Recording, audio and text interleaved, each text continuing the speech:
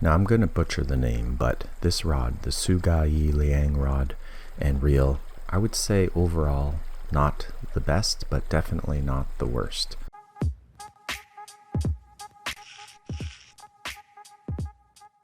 Now I've purchased a 7-foot light rod before of this brand and had no problems with it. Love it, still use it to this day, especially for some panfish and smaller trout.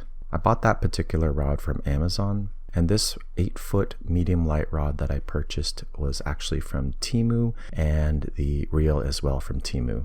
It was such an excellent sale that I thought, I cannot pass this up. I must try this and see how it is. Upon delivery, the box was definitely obviously damaged quite a bit.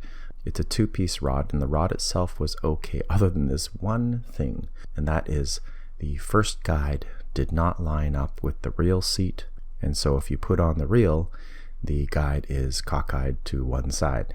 In this configuration, it is usable, but it's definitely not going to be the most efficient for casting, and I just aesthetically, I hate it. So I did a repair on it, cut the guide off and realigned it and put it straight again. So if you're able to do that as a DIYer, no problem.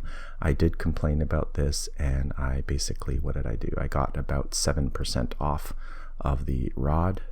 The reel, however, the drag is okay, but the main thing is it has this clicking. So when you are using, say for example, a jerkbait and you're just, jerking it back towards you, there's definitely some movement and some clicking, and it is super annoying. There we go. Bit of play. See how that comes right off? I don't know how to fix that, but that's how it came. I fought a good bowfin on this reel as well, so I know that the drag is actually okay. It does work. Oh, what the hell is that?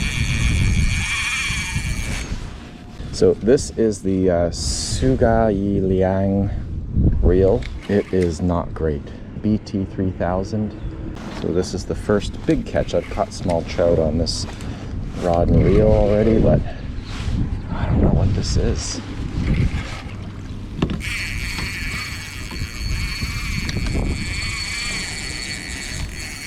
It saw me and it did not like me.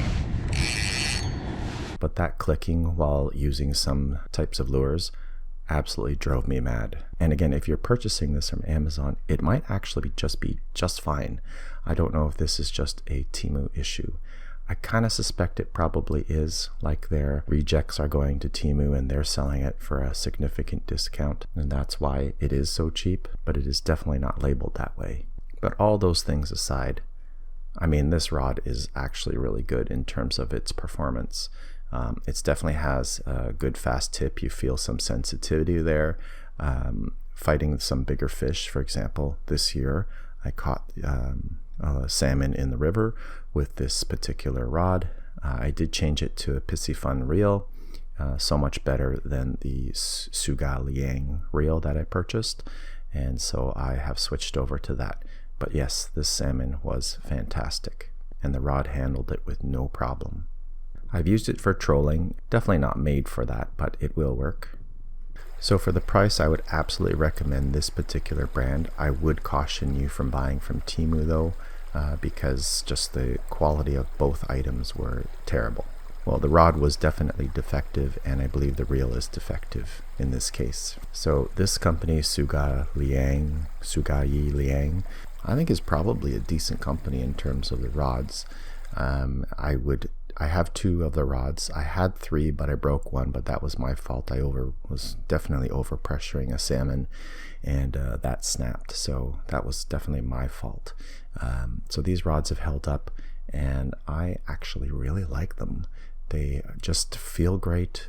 They're quite sensitive. These are some of my go-to rods right now, and they're super cheap. So for value, I would definitely give a big thumbs up to this rod. To Temu, however, I would say big thumbs down. Thanks for watching, and I hope to see you in my next ladybug adventure. I was trying to go for the gar actually.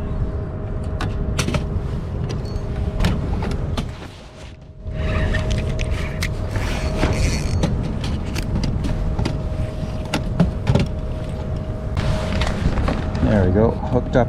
Nice. I got the lure with this rod, this reel. As cheap as they are, they catch stuff.